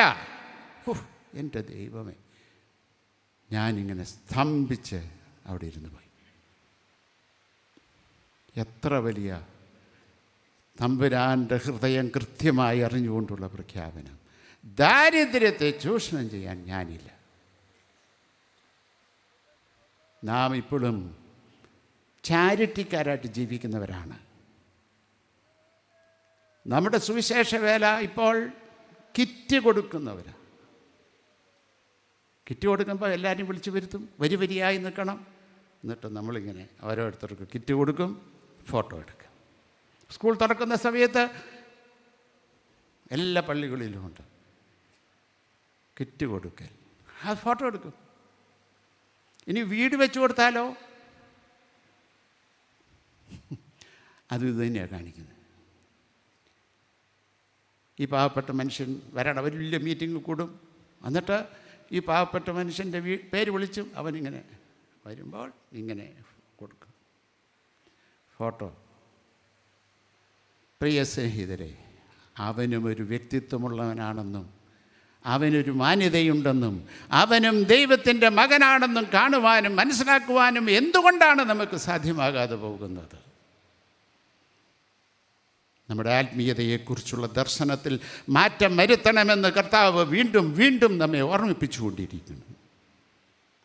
കർത്താവേ കർത്താവേ കർത്താവേ എന്ന് പറയുന്ന ഏവരുമല്ല എൻ്റെ പിതാവിൻ്റെ ഇഷ്ടമറിഞ്ഞ് പ്രവർത്തിക്കുന്നവരത്രേ ദൈവരാജ്യത്തിൻ്റെ അവകാശികളായിത്തീരുന്നത്. കർത്താവേ, ഞങ്ങൾ ഭൂതത്തെ പുറത്താക്കി, നിൻ്റെ നാമത്തിൽ ഭൂതത്തെ പുറത്താക്കിയല്ലോ, പ്രവചിച്ചല്ലോ, വീര്യപ്രവൃത്തി ചെയ്തല്ലോ. കർത്താവ് മറുപടി നൽകുന്നു, നിങ്ങളെ ഒരു നാളും ഞാൻ അറിഞ്ഞിട്ടില്ല. അധർമ്മം പ്രവർത്തിക്കുന്നവരെ എന്നെ വിട്ട് പോകുവീൻ. തമ്പുരാൻ്റെ ഹൃദയം അറിയണം. ദാരിദ്ര്യത്തോടും ദരിദ്രനോടുമുള്ള മനോഭാവത്തിൽ മാറ്റം വരുത്താത്തിടത്തോളം കാലം എന്ത് ചെയ്തിട്ടും നീ 10 വീട് വെച്ച് കൊടുത്താലും തമ്പുരാൻ പറയുന്നു, അധർമ്മം പ്രവർത്തിക്കുന്നവനെ നിന്നെ ഞാൻ ഒരു നാളും അറിഞ്ഞിട്ടില്ല എന്ന്. 3, സുവിശേഷങ്ങളിൽ വിശുദ്ധ കുർബാനയെക്കുറിച്ച് വളരെ വളരെ വിശദമായി പലയിടങ്ങളിലായിട്ട് രേഖപ്പെടുത്തിയിട്ടുണ്ട്. നിങ്ങളെല്ലാവർക്കും പരിചിതമാണ്. ആ വേദഭാഗം ഒന്ന് വായിക്കാനായിട്ട് സമയമില്ലാത്തതുകൊണ്ട് ഞാൻ വായിക്കാൻ ശ്രമിക്കുന്നില്ല. എൻ്റെ ചോദ്യം പലപ്പോഴും, എന്തിനാണ് കർത്താവ് വിശുദ്ധ കുർബാന ആരംഭിച്ചത്? കർത്താവ് അന്ത്യത്താഴ് നാളിൽ അപ്പം എടുത്തു, വാഴ്ത്തി, നുറുക്കി ശിഷ്യർക്ക് കൊടുത്തു. This is my body broken for you. ഉടനെ കപ്പെടുത്തു, വൈനെടുത്തു, എന്നിട്ട് പറഞ്ഞു, this is my blood shed for you, do it remembrance of me. അവിടെ അവസാനിച്ചില്ലെന്നേ. കർത്താവ് ഉടനെ എഴുന്നേറ്റു, ശിഷ്യന്മാരുടെ കാലുകൾ കഴുകുവാൻ ആരംഭിച്ചു. എന്നിട്ട് പറഞ്ഞു, I have set an example for you, do it remembrance of. എൻ്റെ ഓർമ്മയ്ക്കായി ഇത് ചെയ്വി. എന്തിനു വേണ്ടിയാണ് കർത്താവ് വിശുദ്ധ കുർബാന ആരംഭിച്ചത്? കർത്താവ് ലോകത്ത് ജീവിച്ചിരുന്നപ്പോൾ കർത്താവ് ശിഷ്യർക്ക് ഒരു ജീവിതശൈലിയെക്കുറിച്ച് പഠിപ്പിച്ചിട്ടുണ്ട്. സബദി മക്കളുടെ അമ്മ വന്ന് പറഞ്ഞപ്പോൾ, ഇടത്തും വലത്തും ഇരുത്തണമെന്ന് ആവശ്യപ്പെട്ടപ്പോൾ കർത്താവ് പറഞ്ഞു, മനുഷ്യപുത്രൻ ശുശ്രൂഷ ചെയ്യിപ്പാനല്ല ശൂഷിക്കാനും അനേകർക്ക് വേണ്ടി തൻ്റെ ജീവനെ മറുവിലയായി കൊടുപ്പാനും അത്രേ വന്നത്. ഞാൻ കുടിപ്പാനിരിക്കുന്ന പാനപാത്രം കുടിപ്പാൻ കഴിയുമോ ചോദിക്കുന്നുണ്ട്. വേറൊരിടത്ത് കർത്താവ് പറയുന്നു, നോക്ക്, കാക്കയെ നോക്ക്, കുറുനരിയെ നോക്ക്, മനുഷ്യപുത്രനോ തലയായ്പാൻ ഇടമില്ല. ആരെങ്കിലും എൻ്റെ പുറകെ വരുവാൻ താല്പര്യപ്പെടുന്നുവെങ്കിൽ നീ തന്നെത്താൻ ത്യജിച്ച് കുരിശെടുത്ത് പോന്നോണം. അത് ഊട്ടി ഉറപ്പിക്കുന്നതാണ് വിശുദ്ധ കുർബാന ശുശ്രൂഷ. അതൊരു ജീവിത ശൈലിയെക്കുറിച്ചാണ് കർത്താവ് പറയാനായിട്ട് ശ്രമിക്കുന്നത്. എന്താണ് ആ ജീവിതശൈലിയുടെ പേര്? യുക്കറിസ്റ്റിക് ലൈഫ് സ്റ്റൈൽ എന്നാണ് അതിൻ്റെ പേര്. കുർബാന ജീവിതശൈലി. വിശുദ്ധ കുർബാന ശുശ്രൂഷയിൽ എവിടെയൊക്കെ ഒരു അച്ഛനുണ്ടോ, എപ്പോഴുണ്ടോ, ഉടനെ നാം തിരുമേശയ്ക്ക് ചുറ്റുമാണ് കൂടുക. തിരുമേശയിൽ സംബന്ധിക്കുമ്പോൾ എന്താണ് കർത്താവ് നമ്മെ ഓർമ്മിപ്പിക്കുന്നത്? കർത്താവ് ഓർമ്മിപ്പിക്കുന്നത് ഒരു ജീവിതശൈലിയെക്കുറിച്ചാണ്. ഒരു ക്രിസ്ത്യാനിയുടെ ജീവിതശൈലി എന്താകണമെന്നതിനെക്കുറിച്ചാണ്. നമുക്ക് എല്ലായ്പ്പോഴും അറിയാം, there is always a tension between the values of the world and the values of the kingdom of God. Values of the world is always power, pleasure, prosperity. Values of the kingdom of God is always service, suffering, sacrifice. ഇത് മാത്രമല്ല, അതിനോട് ബന്ധപ്പെട്ട എല്ലാം ഭയങ്കര ടെൻഷനാണ്.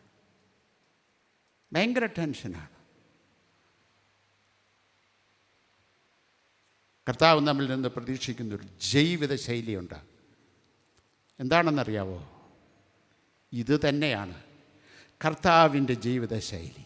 കർത്താവ് ലോകത്ത് ജീവിച്ചിരുന്നപ്പോൾ എങ്ങനെ ജീവിച്ചുവോ, എന്ത് പിൻപറ്റിയോ അത് മാത്രമാകണം. എന്താണത്? We are called to serve, suffer and sacrifice. നാം വിളിക്കപ്പെട്ടിരിക്കുന്നത് ശുശ്രൂഷിക്കാൻ, കഷ്ടത അനുഭവിക്കുവാൻ, ജീവൻ പോലും പണയപ്പെടുത്തുവാൻ. പലപ്പോഴും നമുക്കത് ഉൾക്കൊള്ളാനായിട്ട് സാധിക്കും. ഇതാണ് ക്രിസ്ത്യൻ ലൈഫ് സ്റ്റൈൽ. ഇത് ഒരു കാരണവശാലും ഉൾക്കൊള്ളാൻ നമുക്കിന്ന് സാധിക്കുന്നില്ല. ഇത് ഓർമ്മിപ്പിക്കാൻ വേണ്ടിയാണ് കർത്താവ് വിശുദ്ധ കുർബാന ശുശ്രൂഷ ആരംഭിച്ചത്. ഓരോ പ്രാവശ്യവും നാം ദേവാലയത്തിൽ ചെല്ലുമ്പോൾ, തിരുമേശയിൽ സംബന്ധിക്കുമ്പോൾ കർത്താവ് നമ്മെ ഓർമ്മിപ്പിക്കുന്നത് ഇതാണ്. Follow the life style. ഇതാണ് നിന്നെക്കുറിച്ച് ഉദ്ദേശിക്കുന്നത്. ലോകത്തിൻ്റെ മൂല്യങ്ങളോട് നോ എന്ന് പറയുവാനും ദൈവരാജ്യ മൂല്യങ്ങളോട് യെസ് എന്ന് പറയുവാനും ഒരുപക്ഷെ നമുക്ക് സാധിക്കുന്നുണ്ടോ എന്ന ചോദ്യം പ്രസക്തമാണ്. നമുക്കിഷ്ടം ലോകമൂല്യങ്ങളുടെ പുറകെ പോകാനാണ്. ഇന്നത്തെ പരീക്ഷ ലോകമൂല്യങ്ങളെ മാമോദീസ മുക്കി അത് ദൈവരാജ്യ മൂല്യമാണെന്ന് പഠിപ്പിക്കുന്ന ഇടത്താണ് നാം ജീവിക്കുന്നത്. ഇല്ല, അങ്ങനെ മാമോദീസ മുക്കിയാൽ ശരിയാവുന്നതല്ല. കർത്താവ് ആഗ്രഹിക്കുന്നത് ഈ ജീവിതശൈലി പിൻപറ്റുവാനാണ്. ഓരോ പ്രാവശ്യവും നാം തിരുമേശയിൽ സംബന്ധിക്കുമ്പോൾ നാം പറയുന്നതാണ്, എൻ്റെ കർത്താവേ, നീ ഞങ്ങൾക്ക് കാണിച്ച ജീവിതശൈലി പിൻപറ്റുവാൻ ഞാനിതാ എന്നെ തന്നെ പുനഃപ്രതിഷ്ഠ ചെയ്യുന്നു. ഓരോ കുമ്പസാര പ്രാർത്ഥനയിലും നാം സംബന്ധിക്കുമ്പോൾ നാം പറയുന്നതാണ്, എൻ്റെ തമ്പുരാനെ, നീ ആഗ്രഹിക്കുന്ന വിധത്തിൽ ഉയരുവാൻ എനിക്ക് സാധിക്കാതെ പോയി. തമ്പുരാനെ ക്ഷമിക്കണമേ, ഞാനിതാ വീണ്ടും നിൻ്റെ ഇഷ്ടത്തിന് അനുസരണമായ വിധത്തിൽ ജീവിക്കുവാനായി എന്നെ തന്നെ പുനഃപ്രതിഷ്ഠ ചെയ്യുന്നു.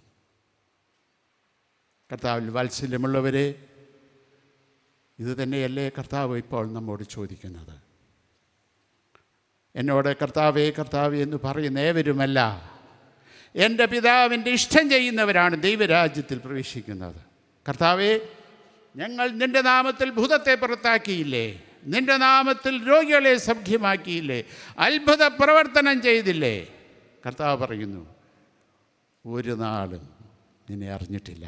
അധർമ്മം പ്രവർത്തിക്കുന്നവരെ എന്നെ വിട്ടു പോകുവീൻ. കർത്താവ് ആഗ്രഹിക്കുന്ന ജീവിതശൈലി പിൻപറ്റുവാനുള്ള ആഹ്വാനം കർത്താവ് നമുക്ക് നൽകുന്നു. 4 എഫേസ്യർക്ക് എഴുതിയ ലേഖനം 5-ാം അധ്യായം 17 മുതലുള്ള വാക്യങ്ങൾ ഇങ്ങനെ വായിക്കുന്നു.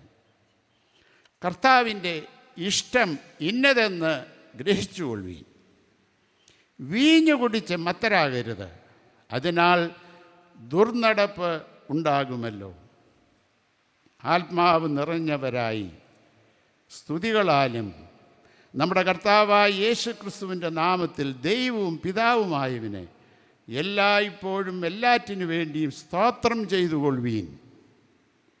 ക്രിസ്തുവിൻ്റെ ഭയത്തിൽ അന്യോന്യം കീഴ്പ്പെട്ടിരിപ്പിൻ.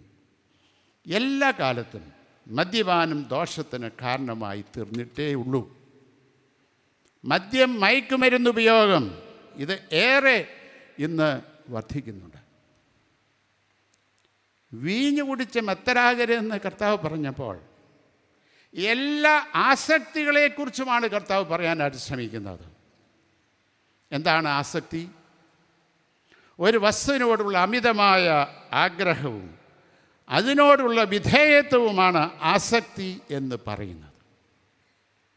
സമ്പത്തിനോട് ആസക്തിയുള്ളവരുണ്ട്, അധികാരത്തോട് ആസക്തിയുള്ളവരുണ്ട്, മദ്യത്തിനും മയക്കുമരുന്നിനും ആസക്തിയുള്ളവരുണ്ട്, സ്ഥാനമാനങ്ങളോട് ആസക്തിയുള്ളവരുണ്ട്. എല്ലാ ആസക്തികളും ആത്യന്തികമായി മരണഹേതുവാകുന്നു.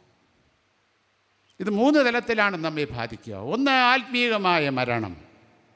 കൊരിന്ത്യർക്ക് എഴുതിയ 1 കൊരിന്ത്യർ 3-ാം അധ്യായത്തിൽ പറയുന്നു, നമ്മുടെ ശരീരം ദൈവത്തിൻ്റെ മന്ദിരമാണ്, നാം ദൈവം വസിക്കുന്ന ആലയമാണ്.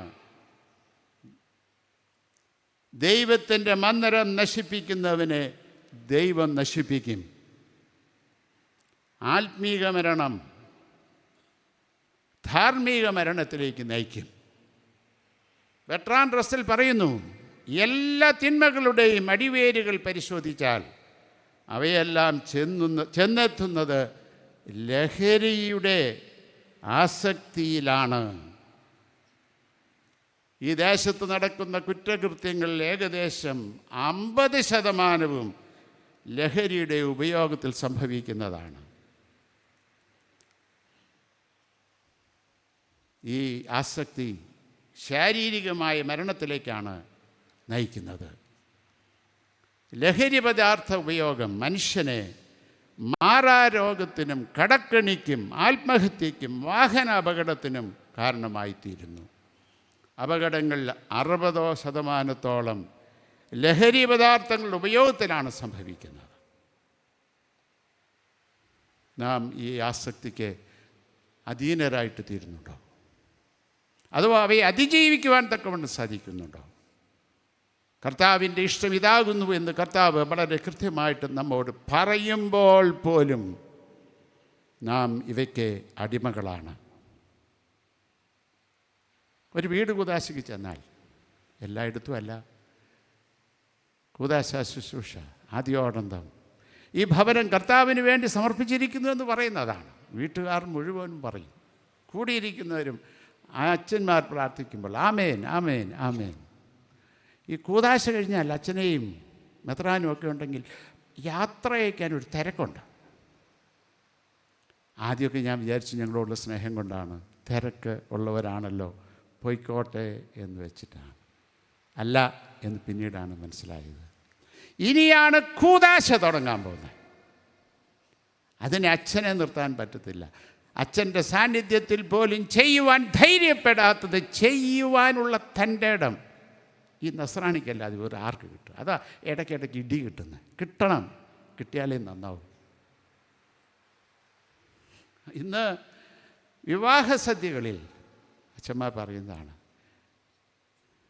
അച്ഛന്മാരെ കൊണ്ട് പാപം ചെയ്യിപ്പിക്കുന്ന ഇടങ്ങളായിട്ട് തീരുന്നുണ്ട് പല സ്ഥലങ്ങളിലും. വിവാഹ സദ്യകളിൽ പരസ്യമായിട്ടും രഹസ്യമായിട്ടും മദ്യം വിളമ്പുന്നുണ്ട്. അച്ഛന്മാർ പ്രാർത്ഥിക്കുകയാണ്. എന്തിനു വേണ്ടി? ഈ ഭക്ഷണത്തിന് വേണ്ടി, എല്ലാത്തിനും വേണ്ടി. ഈ മഹാപാതകം ചെയ്യുവാൻ ധൈര്യപ്പെടരുത്. കർത്താവ് പറയുന്നു, നിന്നെ അധർമ്മം പ്രവർത്തിക്കുന്നവനെ നിന്നെ ഞാൻ അറിയുന്നില്ല. ഒരു കാരണവശാലും ഇത് കേൾക്കാനിടയാകരുത്. ഇത് ലാഘവമായി എടുക്കരുത്, വളരെ സീരിയസ് ആയിട്ട് എടുക്കണം. എൻ്റെ ഭവനത്തിൽ മദ്യം കയറിയില്ല, കുടിക്കാനും കുടിപ്പിക്കുവാനും ഞാൻ കാരണക്കാരനാകില്ല. സമയമില്ലാത്തതുകൊണ്ട് ഞാൻ പെട്ടെന്ന് പറഞ്ഞു അവസാനിപ്പിക്കട്ടെ. 1 തെസ്സലോനിക്കർ 4:3 ദൈവത്തിൻ്റെ ഇഷ്ടമോ നിങ്ങളുടെ ശുദ്ധീകരണം തന്നെ. ദൈവത്തിൻ്റെ ഇഷ്ടമോ നിങ്ങളുടെ ശുദ്ധീകരണം തന്നെ. യോശുവ 3:5 ഇങ്ങനെ പറഞ്ഞു, ശുദ്ധീകരണം കൂടാതെ ആർക്കും ദൈവത്തെ കാണുവാൻ സാധ്യമല്ല. യോശുവ 7 ഇസ്രായേൽ മക്കൾ ഹായ് പട്ടണം പിടിക്കാൻ പോകുന്ന യുദ്ധത്തിന് വേണ്ടി പോകുന്നൊരു ചിത്രമുണ്ട്. അതിന് മുമ്പിലുള്ള ചരിത്രം കൂടെ പറഞ്ഞെങ്കിലേ മനസ്സിലാവൂ. യോശുവ യെരിഹോ പട്ടണം പിടിച്ചപ്പോൾ അവരോട് പറഞ്ഞു, ശപഥാർപ്പിതമായ ഒരു വസ്തുവും എടുക്കരുത്. ചിലർ എടുത്തു. അവരുടെ പാർപ്പിടത്തെ അശുദ്ധമാക്കി, നാടിനെ അശുദ്ധമാക്കി. എളുപ്പത്തിൽ പിടിക്കാമെന്ന് കരുതിയിരുന്ന ഹായ് പട്ടണത്തിൽ അവർ പരാജിതരായി. അവർ അശുദ്ധരായപ്പോൾ ഇസ്രായേൽ മക്കൾ പരാജിതരായി. കൂടാരത്തിൽ അശുദ്ധി നിറഞ്ഞപ്പോൾ ഇസ്രായേൽ പരാജയപ്പെട്ടു. കുടുംബത്തിൻ്റെ ശുദ്ധീകരണം ഏറെ ആവശ്യം. ഇന്ന് ഞാൻ അടുത്ത കാലത്ത് ഞാൻ ചുമതലയുള്ള ഭദ്രാസനത്തിലെ സീനിയർ റിട്ടയർ ചെയ്ത അച്ഛന്മാരെ കണ്ടു. അവരോട് ചോദിച്ചു, നിങ്ങളുടെ അഭിപ്രായം എന്താണ്? നിങ്ങൾക്ക് എന്നോട് എന്തെങ്കിലും പ്രത്യേകിച്ച് പറയാനുണ്ടോ? അവർ പറഞ്ഞു, അന്ധവിശ്വാസം വർദ്ധിച്ചുകൊണ്ടിരിക്കുന്നു തിരുമേനി ഈ സഭയിൽ. ഞാൻ പറഞ്ഞു, എന്താണെന്ന് വെച്ചാൽ പറഞ്ഞത് എനിക്ക് മനസ്സിലായില്ലല്ലോ. അച്ഛൻ പറഞ്ഞു, 1-2 കാര്യങ്ങൾ. ഇവിടെ ഇരിക്കുന്ന ആളുകളുടെ കൈകളിലും കാലുകളിലും മറ്റിടങ്ങളിലുമുണ്ടോ എനിക്കറിഞ്ഞുകൂടാ, കെട്ടുകളുണ്ട്. ഉണ്ടോ? ഞാനിത് ഒരു ഉണർവ് യോഗത്തിൽ പ്രസംഗിച്ചു കൊണ്ടിരുന്നപ്പോൾ മുൻപിലിരുന്ന സ്ത്രീ കാല് ഇങ്ങനെ വലിച്ചു. അവളുടെ കാലിൽ കെട്ട് അന്ധവിശ്വാസത്തിൻ്റെ കൂടായി തീർന്നിരിക്കുന്നുവോ? എൻ്റെ കാലിന് പ്രകാശം എൻ്റെ കർത്താവാണെന്ന് ഉറയ്ക്കുവാൻ സാധ്യമല്ലാത്തത് കൊണ്ടല്ലേ വെറുതെ കയറി കെട്ടിക്കൊണ്ട് നടക്കുന്നത്? അന്ധവിശ്വാസത്തിൻ്റെ കൂട് എന്തെല്ലാം ആണെന്നുള്ളതിനെക്കുറിച്ച്. ഞാനൊരു വീടിൻ്റെ കല്ലിടാൻ പോയി. വലിയ ഒരു മൾട്ടി സ്റ്റോറേഡ് ബിൽഡിംഗ്. അവിടെ ചെന്നപ്പോൾ കല്ലെടുത്ത് വെച്ചിട്ടുണ്ട്. പ്രാർത്ഥിക്കാൻ. ഞാൻ നോക്കുമ്പോൾ കുഴി കാണാനില്ല. ഞാൻ ചോദിച്ചു, എവിടെയാണ് ഇടുന്നത്? അത് ബേസ്മെൻറ്റിലാണ് തിരുമേനി ഇടുന്നത്. ഞാൻ പറഞ്ഞത് അങ്ങോട്ട് പോകാം. അയ്യോ വേണ്ട തിരുമേനി, ഇവിടെ മതി. ഞാൻ അങ്ങോട്ട് നടന്നു. അവിടെ ചെന്നപ്പോൾ ഉണ്ടടാ, നിങ്ങൾക്ക് ഊഹിക്കാവുന്ന കാര്യങ്ങളേ ഉള്ളൂ. ഞാൻ ഈ സ്റ്റേജിൽ നിന്ന് എങ്ങനെ പറയുമെന്ന് എനിക്കറിഞ്ഞൂടെ, പറയാതിരിക്കാനും പറ്റില്ല. അവിടെ വേറെന്തൊക്കെയോ നടന്നു കഴിഞ്ഞിരിക്കുകയാണ്. അതിൻ്റെ മുകളിലാണ് ഞാൻ കൊണ്ടുപോയി കല്ലിടേണ്ടത്. കല്ലിടണമെന്നും അവർക്ക് നിർബന്ധമില്ല. ഞാൻ വന്നൊന്ന് പ്രാർത്ഥിച്ചിട്ട് കല്ല് കൊടുത്താൽ മതി, അവരങ്ങ് ഇട്ടോളും. അന്ധവിശ്വാസികളെ, ദൈവത്തെയും മാമോനെയും ഒരുപോലെ സ്നേഹിക്കാമെന്നും സേവിക്കാമെന്നും നിങ്ങൾ കരുതുന്നുണ്ടെങ്കിൽ കർത്താവ് പറയുന്നു, നീ ദിനംതോറും ഉപവസിച്ചാലും എല്ലാ ഞായറാഴ്ചയും വിശുദ്ധ കുർബാന കൊണ്ടാലും കർത്താവ് പറയുന്നു, നിന്നെ അധർമ്മം പ്രവർത്തിക്കുന്നവനെ നിന്നെ ഒരു നാളും ഞാൻ അറിഞ്ഞിട്ടില്ല. കല്യാണത്തിന് കുട്ടികളെ പ്രാർത്ഥിച്ചിറക്കാൻ പോയാൽ ഇറങ്ങൂ? 10 പ്രാവശ്യം പ്രാർത്ഥിച്ചാൽ ഇറങ്ങത്തില്ലല്ലോ. അതിനെ നിശ്ചയിക്കുന്നത് ആരാണ്? രാഹുവാണ്. സകലത്തെയും സൃഷ്ടിക്കുകയും നിയന്ത്രിക്കുകയും വീണ്ടെടുക്കുകയും ചെയ്യുന്ന ഈ തമ്പുരാനെ അവഹേളിക്കുന്നതിന് എന്തിന്? നീ അശുദ്ധനാണ്. കർത്താവ് പറയുന്നു, നീ അത്ഭുതം പ്രവർത്തിച്ചാലും, നീ പ്രവചിച്ചാലും, നീ വീര്യപ്രവർത്തനങ്ങൾ ചെയ്താലും ഒരു നാളും നിന്നെ ഞാൻ അറിഞ്ഞിട്ടില്ല. അധർമ്മം പ്രവർത്തിക്കുന്നവനെ എന്നെ വിട്ട് പോകുവീൻ. 6 യോഹന്നാന്റെ സുവിശേഷം 6-ാം അധ്യായം 39-40 വാക്യങ്ങൾ. അവൻ എനിക്ക് തന്നതിൽ ഒന്നും കളയാതെ എല്ലാം ഒടുക്കത്തെ നാളിൽ ഉയർത്തെഴുന്നേൽക്കണം എന്നതാകുന്നു എന്നെ അയച്ചവൻ്റെ ഇഷ്ടം. ഒന്നും കളയാതെ എല്ലാം ഒടുക്കത്തെ നാൾ ഉയർത്തെഴുന്നേൽക്കണം എന്നാകുന്നു എന്നെ അയച്ചവൻ്റെ ഇഷ്ടം. 1 തെസ്സലോനിക്കർ 4-ാം അധ്യായം 16-17 വാക്യങ്ങളിൽ ഇങ്ങനെ വായിക്കുന്നു, കർത്താവ് താൻ ഗംഭീരനാദത്തോടും പ്രധാന ദൂതൻ്റെ ശബ്ദത്തോടും ദൈവത്തിൻ്റെ കാഹളത്തോടും കൂടെ സ്വർഗത്തിൽ നിന്ന് ഇറങ്ങി വരികയും ക്രിസ്തുവിൽ മരിച്ചവർ മുമ്പേ ഉയർത്തെഴുന്നേൽക്കുകയും ചെയ്യും. പിന്നെ ജീവനോടെ ശേഷിക്കുന്ന നാം അവനോടൊരുമിച്ച് ആകാശത്തിൽ കർത്താവിനെ എതിരേൽപ്പാൻ മേഘത്തിൽ എടുക്കപ്പെടും. ഇങ്ങനെ നാം എപ്പോഴും കർത്താവിനോടുകൂടെ ഇരിക്കും. 20-ാം വാക്യം, പുത്രനെ നോക്കിക്കൊണ്ട് അവനിൽ വിശ്വസിക്കുന്ന ഏവനും നിത്യജീവൻ ഉണ്ടാകണമെന്നാകുന്നു എൻ്റെ പിതാവിൻ്റെ ഇഷ്ടം. ദൈവത്തിൻ്റെ പരമമായ ഇഷ്ടം രോഗികളെ സൗഖ്യമാക്കുക, പ്രവചിക്കുക, വീര്യപ്രവൃത്തികൾ നിർവഹിക്കുക എന്നതിൽ ഒതുങ്ങുന്നതല്ല. അവൻ്റെ മനസ്സറിഞ്ഞ് ലോകത്തിൽ ജീവിക്കുന്നതാണ്. പ്രിയ സ്നേഹിതരെ, അടുത്ത ദിവസം ഒരു സംഭവം ഉണ്ടായി. എനിക്ക് ഒരു ഫോൺ കോൾ കിട്ടി. എറണാകുളത്തു നിന്നാണ്, ഒരു പോലീസ് ഓഫീസറാണ്. അദ്ദേഹം പറഞ്ഞു, ഇന്ന BSNL ടവറിൻ്റെ അടുത്തുള്ള പള്ളിയോട് ബന്ധപ്പെട്ട് അവിടുത്തെ ഒരു കുഞ്ഞിനെ പോലീസ് അറസ്റ്റ് ചെയ്തു.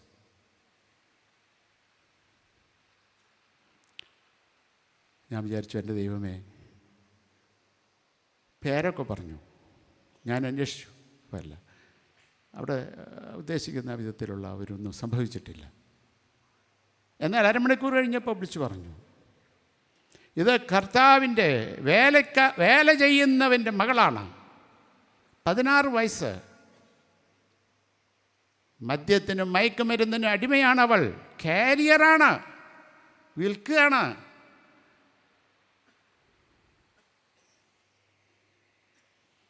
കർത്താവേ, എന്നെ ഇത് അസ്വസ്ഥമാക്കുന്നില്ലേ?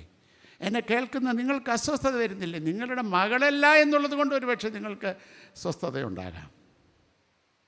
അവളും നമ്മുടെ മകളല്ലേ, അതും കർത്താവിൻ്റെ ഒരു വേലക്കാരൻ്റെ മകൾ. എൻ്റെ ദൈവമേ, എന്താണ് എവിടെയാണ് കുഴപ്പം? ഇന്ന് തലമുറകളെക്കുറിച്ച് ദുഃഖിക്കുന്നവരാണ് ഏവരും. എന്തുകൊണ്ട്? ദൈവം വിശ്വസിച്ചേൽപ്പിച്ചിരിക്കുന്ന ഈ പൈതങ്ങളെ കത്തിക്കാൻ നിങ്ങൾ പരാജയപ്പെട്ടു പോയിരിക്കുന്നു എന്നുള്ളത് കൊണ്ടാണ്.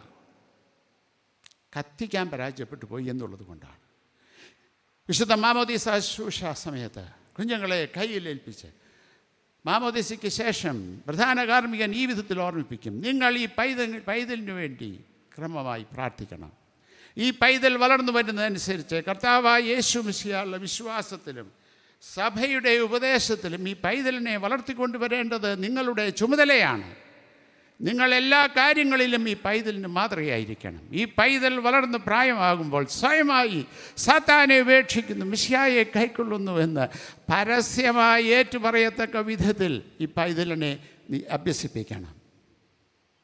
ഞാൻ വിനയത്തോടെ ചോദിക്കട്ടെ, എന്നെ കേൾക്കുന്ന പിതാക്കന്മാരെ, മാതാക്കളെ, ഒറ്റ പ്രാവശ്യമെങ്കിലും നിങ്ങൾ നിങ്ങളുടെ മക്കളോട് ചോദിച്ചിട്ടുണ്ടോ, ഈ ദൈവം എന്നെ ഏൽപ്പിച്ച ഈ കുഞ്ഞിന് യേശുവുള്ള കുഞ്ഞായി വളർത്തുന്നു ഉറപ്പ് വരുത്തിയിട്ടുണ്ടോ? നിങ്ങൾ നല്ല കുട്ടികളെ വളർത്തുന്നുണ്ടാകാം, അതല്ല യേശുവുള്ള കുട്ടിയെ വളർത്തുക. യേശുവുള്ള കുട്ടിയെ നീ വളർത്തിയാൽ ഈ ഗതികേടുണ്ടാവില്ല. എനിക്ക് ഉറപ്പാണ്, യേശുവുള്ള കുട്ടിയെ വളർത്തണം. നിങ്ങൾ വിചാരിക്കും, ഞങ്ങൾ ചെറിയ കുട്ടിയായിരിക്കും പള്ളി കൊണ്ടുപോയിട്ടുണ്ടല്ലോ, സൺഡേ സ്കൂളിൽ കൊണ്ടുപോയിട്ടുണ്ടല്ലോ. സഭ പറഞ്ഞത് മാതാപിതാക്കളോടാണ്, തലതൊട്ട അപ്പനോടാണ്, അമ്മയോടാണ്. ഈ കുഞ്ഞ് യേശുവിനെ കർത്താവും രക്ഷിതാവുമായി സ്വീകരിച്ചിരിക്കുന്നു എന്ന് ഉറപ്പ് വരുത്തേണ്ട ചുമതല നിൻ്റേതാണ്. അത് വേറെ ആരെയും ഏൽപ്പിക്കാൻ പറ്റത്തില്ല. എനിക്കെൻ്റെ സൺഡേ സ്കൂൾ അധ്യാപകരോട് പറയുവാനുള്ളത്, നിങ്ങൾ ബിരുദ പരീക്ഷയ്ക്ക് വേണ്ടി കുട്ടികളെ നന്നായി ഒരുക്കുന്നുണ്ടെന്ന് എനിക്കറിയാം. 15 വർഷക്കാലം ഈ കുട്ടി നിങ്ങളുടെ കയ്യിലൂടെ കടന്നുപോയിട്ട് 15 വർഷം കഴിഞ്ഞ് സൺഡേ സ്കൂൾ വിടുമ്പോൾ യേശുവാണ് എൻ്റെ കർത്താവ്, രക്ഷിതാവ്, ദൈവം, എല്ലാം എല്ലാം എല്ലാം ഈ തമ്പുരാനാണെന്ന് പറയുവാൻ തക്കവണ്ണം സാധിക്കുന്നില്ല എങ്കിൽ തമ്പുരാൻ്റെ സന്നിധിയിൽ നിൽക്കുമ്പോൾ തമ്പുരാൻ നിങ്ങളോട് ചോദിക്കും, ഞാൻ വിശ്വസിച്ച് നിന്നെ ഏൽപ്പിച്ചത് എവിടെ? മാതാപിതാക്കളെ നിങ്ങളോടും ചോദിക്കും. മറുപടി കൊടുക്കേണ്ട ഗതികേടുണ്ടാകരുത്. അതേ കർത്താവേ, ഇതിന് നാം പരാജയപ്പെട്ടു പോയിട്ടുണ്ട്, സമ്മതിച്ചേ പറ്റൂ. അതിൻ്റെ ലക്ഷണമാണ് ഞാൻ യുവജനസഖ്യത്തിൽ ചോദിച്ചപ്പോൾ പ്രാർത്ഥിക്കുന്നവരുണ്ടോ, വേദപുസ്തകം വായിക്കുന്നവരുണ്ടോ ചോദിച്ചപ്പോൾ കിട്ടിയ മറുപടി എന്ന് നിങ്ങൾക്ക് മനസ്സിലായി കാണുമെന്നാണ് എൻ്റെ വിശ്വാസം. ഈ ചോദ്യം നാം നമ്മോട് തന്നെ ചോദിക്കണം. നാം ഉറക്കം നടിക്കുന്നുണ്ട്, ഏറെ ഉറക്കം നടിക്കുന്നുണ്ട്. ഉറക്കം നടിക്കുന്നവരെ ഉണർത്താൻ പ്രയാസമാണ്, ഉറങ്ങുന്നവരെ ഉണർത്തുവാൻ വളരെ എളുപ്പമാണ്. ഉറക്കം നടിക്കുന്നവരെ ഉണർത്തണമെങ്കിൽ ഒറ്റ വഴിയേ ഉള്ളൂ. എന്താണെന്നറിയാമോ? തീക്കൊള്ളി കൊണ്ട് കുത്തണം. എൻ്റെ പ്രാർത്ഥന ഇതാണ്, എൻ്റെ കർത്താവേ, നീ ഈ സഭകളെ തീക്കൊള്ളി കൊണ്ട് കുത്തണം. ഈ കുത്തല നടന്നുകൊണ്ടിരിക്കുകയാണ്, കിട്ടും, എന്നാലേ ഉണരൂ. കർത്താവ് സഭയോട് പറയുന്നു, ജീവനുള്ളവനെന്ന് പേർ നിനക്കുണ്ട്, എന്നാൽ നീ മരിച്ചവനാണ്. വെളിപാട് പുസ്തകം 3-ാം അധ്യായം 1-ാം വാക്യം. സർദീസിലെ സഭയുടെ ദൂതൻ എഴുതുക, ദൈവത്തിൻ്റെ 7 ആത്മാവും 7 നക്ഷത്രവും ഉള്ളവൻ അരുളി ചെയ്യുന്നത്, ഞാൻ നിൻ്റെ പ്രവൃത്തി അറിയുന്നു. ജീവനുള്ളവനെന്ന് നിനക്ക് പേരുണ്ട്, എങ്കിലും നീ മരിച്ചവനാകുന്നു. ഞാൻ എൻ്റെ വാക്കുകൾ ഉപസംഹരിക്കുമ്പോൾ ഒരു ചോദ്യം: എങ്ങനെയാണ് ദൈവത്തിൻ്റെ ഇഷ്ടം തിരിച്ചറിയുക? ദൈവം തന്നെ പൂർണ്ണമായി വെളിപ്പെടുത്തിയ ക്രിസ്തുയേശുവിനെ അറിയുന്നതിലൂടെയാണ് ദൈവത്തിൻ്റെ ഹൃദയം തിരിച്ചറിയാനായിട്ട് സാധിക്കുക. കൊമ്പ് മുന്തിരിവള്ളിയിൽ വസിക്കുന്നത് പോലെ കർത്താവിൽ വസിക്കണം. ഞാനൊരു ശാസ്ത്ര വിദ്യാർത്ഥിയാണ്. ഈ എല്ലാ ചെടിക്കും അതിനകത്ത് 2 കുഴലുണ്ട്. പെട്ടെന്ന് നമ്മുടെ കണ്ണുകൊണ്ട് നോക്കിയാൽ കാണാൻ പറ്റത്തില്ല. ഒന്നിൻ്റെ പേര് സൈലം എന്നും മറ്റൊന്നിൻ്റെ പേര് ഫ്ലോയം എന്നതാണ്. സൈലം നാം ഇട്ടുകൊടുക്കുന്ന വളവും വെള്ളവും വലിച്ചെടുക്കും, എന്നിട്ടത് മുകളിലോട്ട് ഇലയിലേക്ക് കൊണ്ടുപോകും. ഇലയിലുള്ള ക്ലോറോഫിൽ, അതാണ് പച്ചിപ്പ്, അതുമായിട്ട് സൂര്യപ്രകാശത്തിൽ ഭക്ഷണം ക്രമീകരിക്കും. ആ ഭക്ഷണം ഈ തടിയുടെ ഇല മുതൽ അടിവരെയും കൊണ്ടുപോകുന്ന ഇടമാണ് ഫ്ലോയം. ഇത് ഇടമുറിയാതെ ഈ പ്രക്രിയ നടന്നുകൊണ്ടിരിക്കുന്നാൽ മാത്രമാണ് ആ വൃക്ഷം ഫലം പുറപ്പെടുവിക്കുകയുള്ളൂ. നിങ്ങളെവിടെയെങ്കിലും ആഴത്തിലൊരു വെട്ട് കൊടുത്തു നോക്ക്, സ്വല്പസമയം കഴിയുമ്പോഴത്തേക്കും ഇല വാടും, അത് കരിയും. കാരണം എന്താണെന്നറിയാമോ? അതിന് വെള്ളവും വളവും ഭക്ഷണവും ലഭിക്കുന്നില്ല എന്നുള്ളത് കൊണ്ടാണ് അങ്ങനെ സംഭവിക്കുന്നത്. പ്രിയ സ്നേഹിതരെ, കർത്താവ് നമ്മോട് പറയുന്നു, നീ യേശുവിനെ അറിയണം. യേശുവിൻ്റെ മാർവിൽ ചാരി കർത്താവിൻ്റെ ഹൃദയത്തെ നീ വിവേചിക്കണം. നമ്മൾ കാനാവിലെ കല്യാണ ഭവനത്തെക്കുറിച്ച് നമുക്കറിയാലോ. അവിടെ വലിയൊരു പ്രശ്നം ഉണ്ടായപ്പോൾ സംഭവിച്ചെന്താണ്? യേശുവിൻ്റെ അമ്മ അവിടെ ഓടിച്ചെന്ന്, മോനെ നീ എന്തെങ്കിലും ഒന്ന് ചെയ്യടാ മോനെ, ആകെ പ്രശ്നമാണ്. കർത്താവിൻ്റെ അമ്മ മറുപടി പറഞ്ഞു, എൻ്റെ അമ്മനെ ഞാനെന്ത് ചെയ്യാനാണ്, എന്നെ കൊണ്ടൊക്കത്തില്ല. എന്നാൽ യേശുവിൻ്റെ അമ്മ എന്താണ് ചെയ്തത്? നമ്മളാണെങ്കിൽ അവൻ്റെ പുറകെ നടന്നേനെ, ചെയ്യടാ ചെയ്യടാ ചെയ്യടാ എന്ന് പറഞ്ഞു. യേശുവിൻ്റെ അമ്മ ഉടനെ കസിൻസിനെ കാണാൻ പോയതായിരിക്കുമെന്നാണ് എൻ്റെ വിശ്വാസം. പോകുന്ന വഴിക്ക് പറഞ്ഞു, അവനെന്തെങ്കിലും പറയും, ചെയ്തോണം. നിങ്ങൾ ചോദ്യം ചോദിച്ചിട്ടുണ്ടോ, എന്തേ ഇങ്ങനെ? കർത്താവ് അമ്മയോട് പറഞ്ഞതല്ലേ എന്നെ കൊണ്ട് ഒക്കില്ല എന്ന്, പിന്നെന്തേ അമ്മ ഇങ്ങനെ? എന്തേ അമ്മ ഇങ്ങനെ പറഞ്ഞേ? ഒറ്റ മറുപടിയേ ഉള്ളൂ, ഈ അമ്മയ്ക്ക് മകനെ നന്നായി അറിയാമായിരുന്നു, അവൻ എന്തെങ്കിലും ചെയ്യുമെന്നുള്ളതിനെക്കുറിച്ച് അമ്മയ്ക്കറിയാം. എന്നാൽ 12ാമത്തെ വയസ്സിൽ അമ്മയ്ക്ക് അത് അറിഞ്ഞുകൂടായിരുന്നു. 12ാമത്തെ വയസ്സിൽ അവൻ നഷ്ടപ്പെട്ടപ്പോൾ 3 ദിവസം വെപ്രാളം പിടിച്ച് ഓടി. ചെറുപ്രായത്തിൽ മുഴുവൻ നടന്നത് മുഴുവനും മനസ്സിൽ സംഗ്രഹിച്ചെങ്കിലും അമ്മയ്ക്ക് കൃത്യമായി മകനെ അറിയാമായിരുന്നുവെങ്കിൽ അന്ന് ജോസഫിനോട് പറഞ്ഞേനെ, അച്ചായ എവിടെയും പോണ്ടെന്നേ, അവൻ പള്ളി കാണും. എന്നാൽ 30ാമത്തെ വയസ്സായപ്പോൾ അമ്മ പറയുന്നു, അവനെന്തെങ്കിലും ചെയ്യും. നമുക്ക് യേശുവിനെ അറിയാമോ? പൗലോസ് അപ്പോസ്തലൻ പറയുന്നു, I know whom I have believed and he is my treasure and I have the assurance that he will keep me till the end. ഞാൻ ആരെ വിശ്വസിച്ചിരിക്കുന്നു എന്ന് ഞാൻ അറിയുന്നു, അവൻ എൻ്റെ ഉപനിധി അവസാനത്തോളം കാക്കുവാൻ ശക്തനെന്ന് ഉറച്ചുമിരിക്കുന്നു. പ്രിയ സ്നേഹിതരെ, നമുക്ക് യേശുവിനെ ആഴത്തിൽ അറിയണം. യേശുവിൻ്റെ ഹൃദയത്തിൻ്റെ തുടി പറയണം. അപ്പോഴാണ് തമ്പുരാൻ്റെ ഹൃദയത്തിൻ്റെ തുടി പറയാൻ സാധിക്കുക.